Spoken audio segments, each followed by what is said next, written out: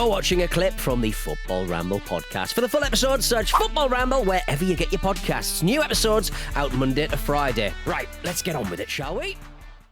Gentlemen, let us talk about Chelsea. They lost at home to Brighton 2-1. Piss poor again, Jim. Absolutely. To the point where, I think Frank Lampard might get sacked before the end of the season. I'm not even joking. What would Corden say? Who would Corden recommend? Steven Gerrard? I'll do it. Rihanna?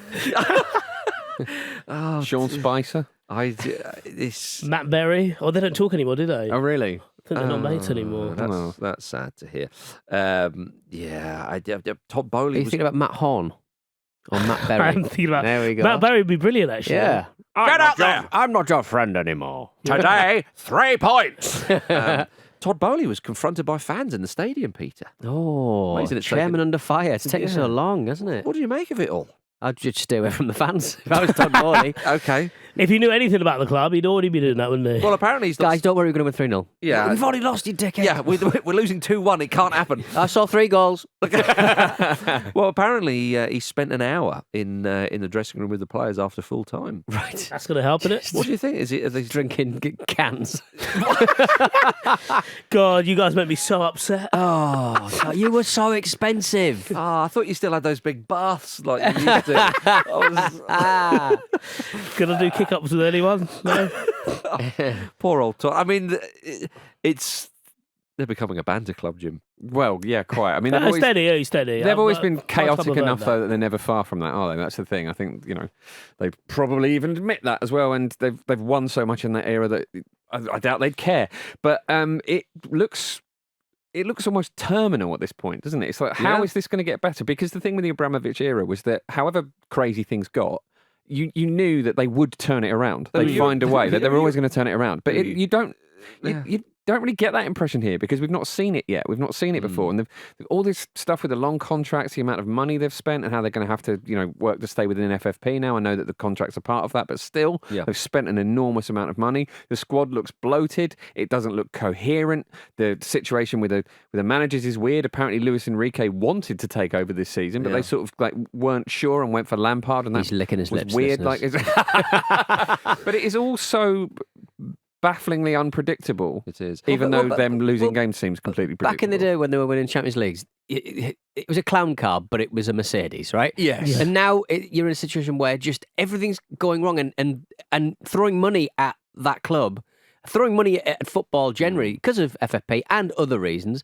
it's just a lot more difficult to do. Yeah. Man City couldn't do it in their early couple of years, so it's kind of... Well, that's being investigated. I think part of it feels like it's because Boehly's come in and it has taken the sort of disruptor kind of angle, where it's like, I'm going to do things slightly differently. I'm going to do things as we've done it in baseball. He has inherited Bitcoin, NFTs, baby. If I'm going to try and be a bit fair to old Todd, he has inherited a funny old situation.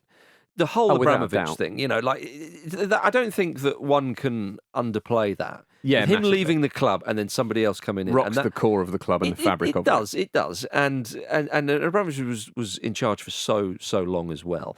But also, if you compare it to when Abramovich took over, was it Ranieri who was the coach at the time? Right. It was around that For the first season, yeah. That's even back then, he was an experienced football manager, and then of course he appoints he would go on to appoint Mourinho and all that period. The rest is history.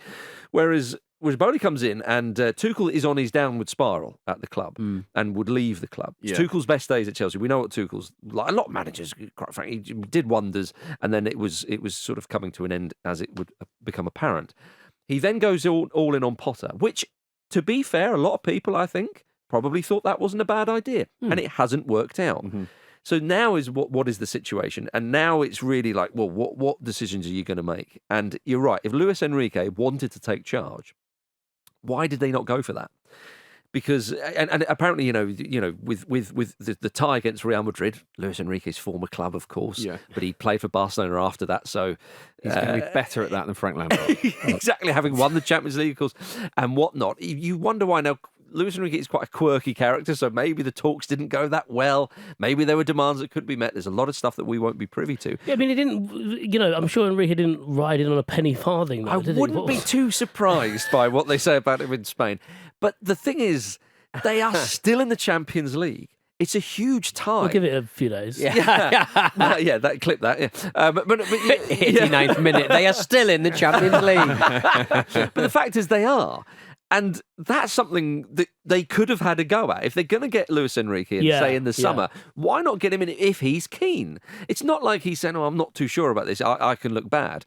Well, actually, the rest of the season, really, you could say, well, is it a write-off? Well, let him have it. Let him get for a manager like Lampard, it's going to be a cheaper appointment than Enrique, because Enrique's going to go, look, I don't know I've got that's two the matches. problem, mate. I don't think that's an issue.